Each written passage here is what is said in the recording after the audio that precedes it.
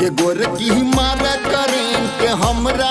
तोहर लाल घाघरा के गोर की मारा करें के हमरा तोहर लाल घाघरा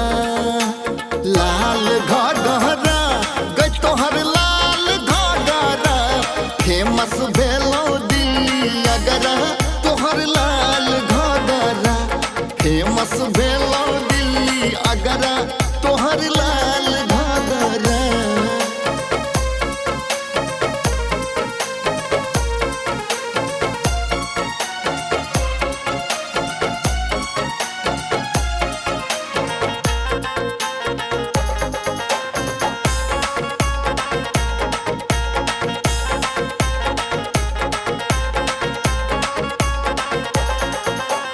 जिला सहरसा मकेले नदानी गेले अररिया लुटेले जवानी जिला सहरसा मकेले नदानी गेले अररिया लुटेले जवानी मैर झगड़ा करेला मैर झगड़ा फेमस भेलो दिल्ली अगरा तोहर लाल घाघरा के फेमस भेलो दिल्ली अगरा तोहर लाल घाघरा ये गोर की मारा करेंट हमरा तोहर लाल घाघरा।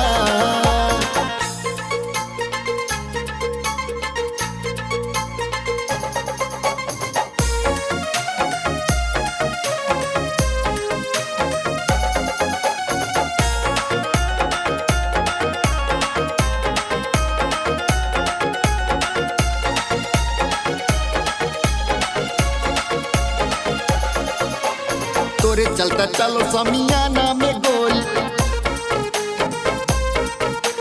जखने देखा बैठा हॉट वाला चोली तोरे चलता चलो समियाना में गोली जखने देखा बैठा हॉट वाला चोली देबही कह कहरा ये गोर की देबही कहरा ये फेमस भेलो दिल्ली अगरा तोहर लाल घाघरा फेमस भेलो दिल्ली अगरा तोहर लाल घाघरा ये गोर की मारा करेंट हमरा तोहर लाल घाघरा।